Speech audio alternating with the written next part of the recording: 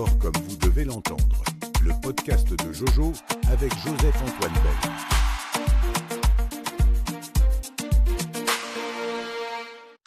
Joseph-Antoine Bell, bonjour. Bonjour André Musel. Nous sommes le 17 juillet et nous sommes à un match de la fin de cette Coupe du Monde, ou plutôt deux puisqu'il y a la petite finale, mais vraiment un grand match. Espagne, c'est la finale de la Coupe du Monde.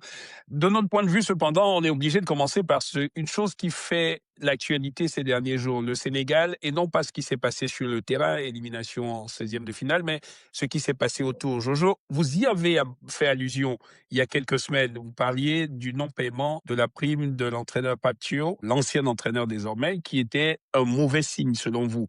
Alors on apprend qu'il y a eu pire. Il y a eu des ordres complets qui vous ramènent, vous personnellement, Jojo, 32 ans plus tôt, aux États-Unis, le Cameroun 1994 et un Coupe du Monde. On a l'impression de vivre ça en écho. Comment vous le vivez d'entendre ces choses dont on parle autour du Sénégal? Simplement que, d'une part, nous sommes complaisants, nous ne voulons pas être cohérents, nous ne voulons pas être honnêtes et nous ne voulons pas mettre notre intelligence à notre propre service. Lorsque je disais ici que les joueurs qui composent l'équipe du Sénégal et tout le bien qu'on en pense ne doit pas nous empêcher de voir que lorsqu'une équipe va en Coupe du Monde et qu'elle n'a pas réglé le problème de son entraîneur qui devient public, c'est qu'il y a beaucoup de choses dans l'arrière-cour qui ne marchent pas bien et que cette équipe ne peut pas être la prochaine championne du monde. Le terrain est venu le confirmer. Nous refusons d'accepter les choses sont ainsi faites, qu'on croit en Dieu ou pas, la tête précède les muscles, la pensée précède l'action. Donc, si vous pensez mal, vous agirez mal. Vous ne pouvez pas y couper. Et donc, aujourd'hui, on s'aperçoit que les pauvres joueurs sénégalais n'ont pas été aidés par ce qui se passait en amont. Et je n'ai pas arrêté de dire que le football ne commence pas avec les footballeurs. Et donc, ils ont beau être les stars de l'activité, il y a beaucoup de choses très importantes qui doivent être faites en amont, même si à la fin, vous croirez dépendre d'un ballon qui a frappé le poteau qui est sorti, ou qui a frappé le poteau et est rentré. Vous croirez dépendre du coup de sifflet d'un arbitre qui est un bon bouc émissaire, ou de votre arrière droit qui n'est jamais monté, mais il y a des choses qui se passent avant et il faut avoir soit la connaissance et l'expertise de prendre ces choses-là en compte, de les traiter et d'en tenir compte aussi lorsqu'on doit juger l'équipe sur le terrain. Aujourd'hui, on découvre que le Sénégal était un lion en papier.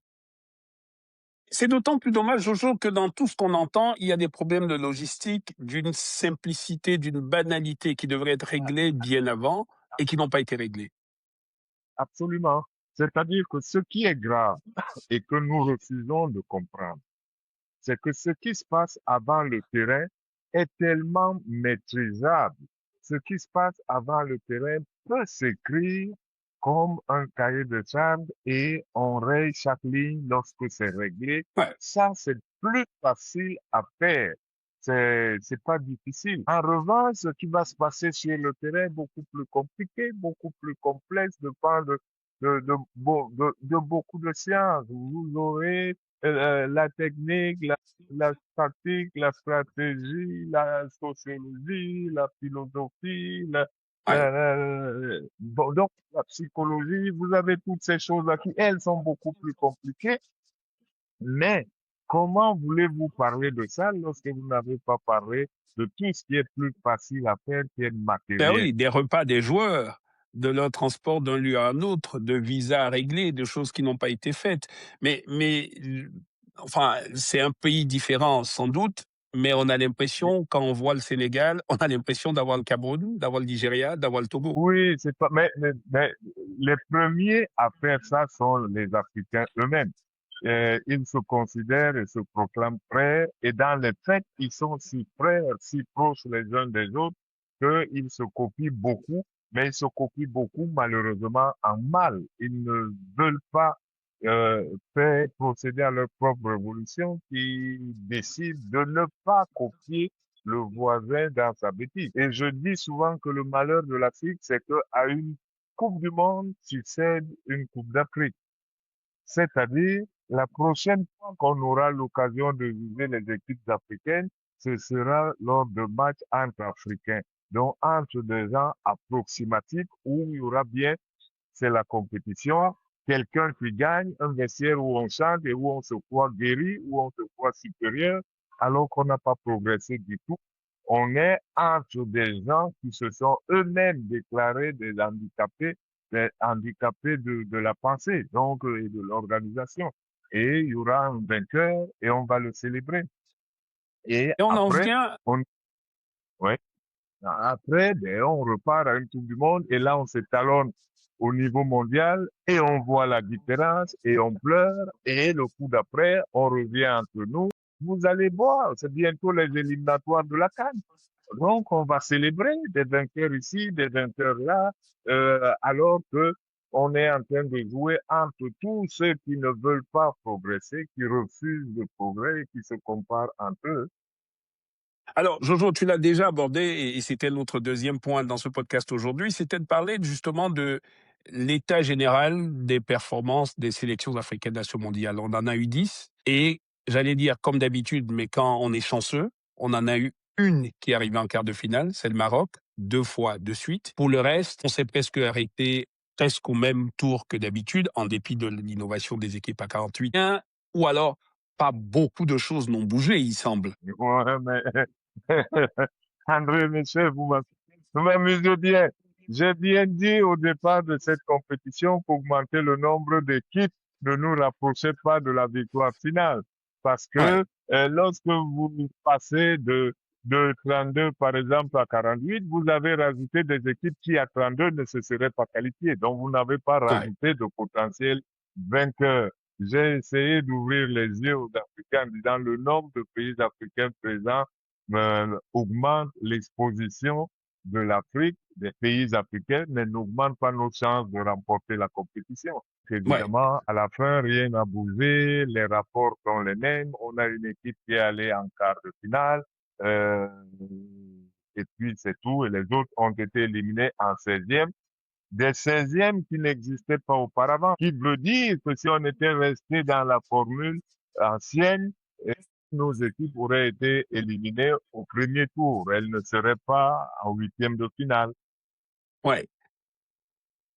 Et le cercle des quarts de finalistes venus d'Afrique ne s'est pas agrandi. Le Maroc est resté Donc, le quatrième, je crois, voilà, après le Cameroun, le Sénégal et le Ghana. le Maroc en faisait déjà partie. Donc, euh, la, la seule équipe, comme je l'avais annoncé malheureusement, la seule équipe satisfaisante au niveau international s'appelle le Maroc. Une équipe satisfaisante parce qu'elle a un bon résultat relatif, c'est l'Égypte. Ouais, Euh, donc voilà, puis après, vous avez les autres qui ont des résultats satisfaisants localement. C'est le Cap-Vert, par exemple, c'est-à-dire on est content du Cap-Vert. Mais si on dit aux Espagnols qu'ils ont obtenu le résultat du Cap-Vert, ils vont pas se taper la poitrine. Si on ouais. dit à la France ou même à l'Allemagne éliminée que son résultat c'est celui du Cap-Vert, ils vont pas le péter. Donc le résultat du Cap-Vert n'est bon que si on s'appelle le Cap-Vert. Il y a la satisfaction du Congo, notamment, qui est revenu après une grande absence. Je vais pas continuer, oui.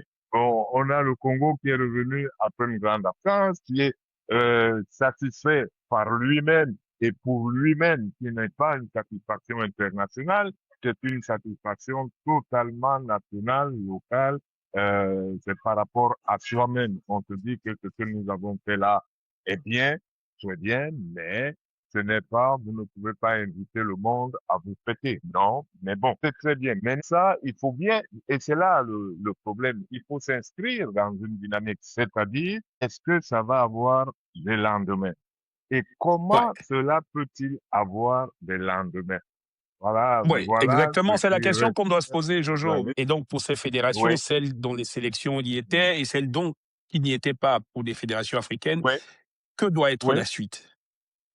Mais chacun doit réfléchir pour lui-même. Chaque pays doit observer à partir de sa position et tirer ses leçons. Donc, vous avez la liberté de choisir vos conseillers, de choisir qui peut vous aider. Si vous pensez à avancer, vous vous dites juste là, on a fait ceci, j'aimerais avancer. Il faut se demander avec qui je vais avancer. Qui peut m'aider à concevoir ce qu'il faut pour avancer. Et ça, là, il n'y a pas de limite. C'est ouvert. Vous choisissez les collaborateurs que vous voulez pour avancer. Vous pouvez très bien décréter que vous êtes suffisant. Euh, donc, continuez tout seul, comme vous pouvez vous dire, il y a tel à tel endroit. Aujourd'hui, le monde entier est un grand village. Et puis, vous n'avez plus de restrictions. Moi, je me rappelle à une époque où un certain pays d'Afrique de l'Ouest avait besoin de mes services et où, au dernier moment, on a convaincu le chef de l'État que, mais faut pas oublier qu'il est Camerounais.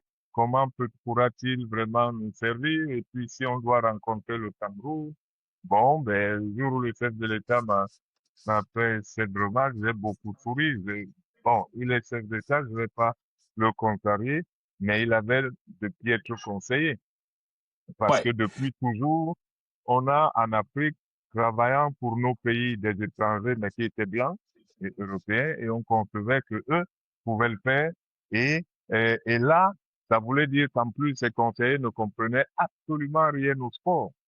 Parce ouais, que lorsque Joseph-Antoine Bell jouait pour Marseille, c'est pas parce que Marseille ne va pas rencontrer l'équipe du village de Bell. C'est cela, Marseille, on pense qu'un joueur, avant de jouer pour d'autres, il a la motivation personnelle de vouloir gagner les matchs, de vouloir s'exprimer, ouais. donc, de commencer à se poser la question de la nationalité de Joseph-Antoine Bell pour l'engager.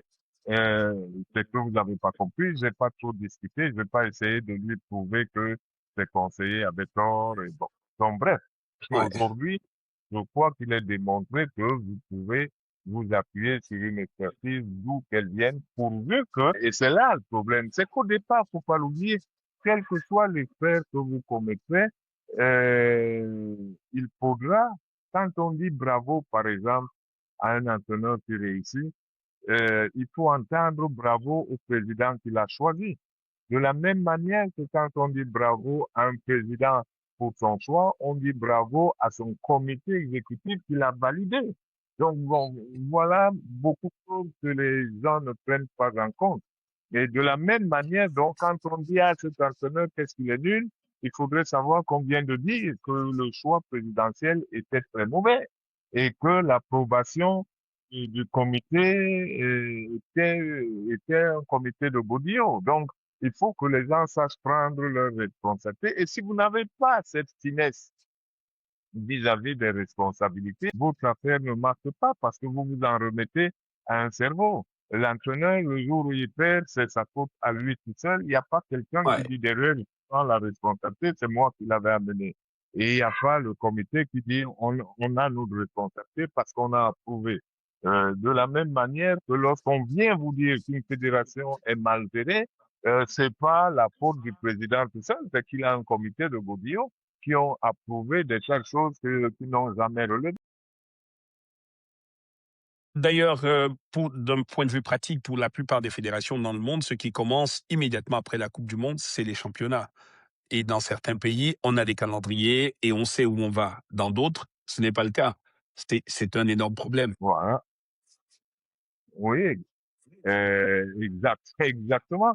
C'est pas, il y a rien, en tout cas, je sais pas, bon, je suis pas le seul à avoir joué au foot, mais la vie est toujours la victoire, la réussite, c'est un problème de groupe, c'est un problème collectif. On est Ouais. ensemble, la fédération, personne n'est à la fédération tout seul. Vous avez un groupe autour, donc lorsque vous vous tapez la poitrine, j'ai fait ci, j'ai fait ça, faut pas les oublier. De la même manière, lorsqu'il y a des faillites, ça ne peut pas être Elles sont uniquement collectives. la faillite d'un individu, c'est la faillite de la fédération, c'est-à-dire de tous ceux qui y sont, de tous ceux qui ont été élus ou nommés, vous êtes tous dans le même bateau et il faudrait qu'on apprenne à responsabiliser, à demander des comptes à tous ceux Ouais. qui sont partie prenante. Jojo, terminons par là où on a commencé, la Coupe du Monde et la finale donc qui oppose l'Espagne à l'Argentine ce dimanche.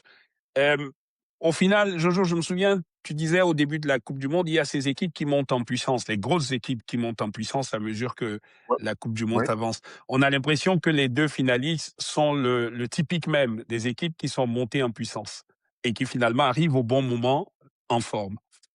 absolument. L'Espagne a commencé tout doucement.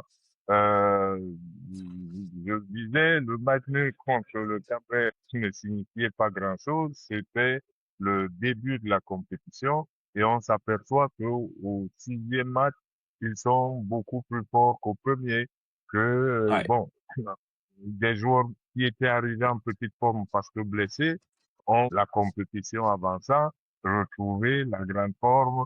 Le collectif s'est retrouvé beaucoup plus huilé. Il faut se dire une chose. Jamais, à aucun moment, à aucun autre moment dans l'année ou dans les 4 ans, une équipe ne se retrouve comme celle d'Espagne ou d'Argentine, à jouer autant de matchs en si peu de temps, à vivre autant ensemble en si peu de temps. Donc, on a la meilleure version plus on avance. Là, ouais, euh, pour les fédérations bien organisées, l'entraîneur compétent, c'est une chance inouïe. On a son groupe pendant un moment sous pression de la compétition, mais à disposition et les garçons avec des oreilles grandes ouvertes parce que ils écoutent, ils absorbent. Et si vous avez effectivement des choses à leur apporter, c'est l'occasion. Et c'est vrai, c'est peut-être l'occasion de déplorer qu'on entend souvent des fédérations africaines dédaigner des périodes FIFA, c'est-à-dire des périodes où on peut regrouper l'équipe et travailler un peu. exactement. Donc, si on peut sauter des périodes de travail, ça veut dire qu'on ne sait même pas profiter du temps, on ne sait pas composer avec le temps et la disponibilité des uns et des autres. Enfin, Jojo, c'est très important que vous le notiez parce que ce soit pour l'Espagne ou l'Argentine, les deux équipes sont championnes d'Amérique latine pour l'Argentine, Ah, championnes d'Europe pour l'Espagne il y a 2 ans, ont joué la Ligue des Nations pour l'Espagne. Les entraîneurs sont ouais, des entraîneurs du cru qui sont montés, qui sont sortis de la direction technique. Une des coïncidences veut que De La Fuente ait été l'enseignant de Scaloni lorsque Scaloni devenait entraîneur en Espagne, mais Scaloni est entré dans l'équipe d'Argentine et est monté tout ouais. comme De La Fuente a pris l'équipe. Ils ont eu le temps, tous les deux, ils ont eu le cadre et ils arrivent Mhm. avec des équipes qui nous donnent, comme vous disiez, la meilleure version d'elles-mêmes, mais parce que ça s'est construit. Oui, bien sûr. Mais il faut composer avec le temps. Il faut tous les jours faire quelque chose. Si à chaque fois vous détruisez tout pour recommencer et Ouais, que vous croyez d'être en reconstruction est une excuse, eh bien, vous n'y arriverez pas parce que vous êtes en reconstruction perpétuelle. Non, non, ouais, non, non, non. Tous les jours, on profite du temps pour avancer et pour mettre quelque chose en place, pour mettre quelque chose de cohérent. Mais pour ça, faut déjà avoir une idée, pour avoir ouais, visualisé la direction où on veut aller. Il faut avoir ouais. visualisé le produit fini pour pouvoir y apporter tous les jours les ingrédients qui vont composer le produit. Comme un chef dans une cuisine, un grand chef dans une cuisine. Joseph-Antoine Bell, c'était un plaisir. On va attendre la finale de la Coupe du Monde Espagne-Argentine ce dimanche avec plaisir. Bonjour à vous à Douala. Bonjour à tous et à bientôt. Bonne finale. C'est le podcast de Jojo avec Joseph-Antoine Bell, une production Kobo Sport.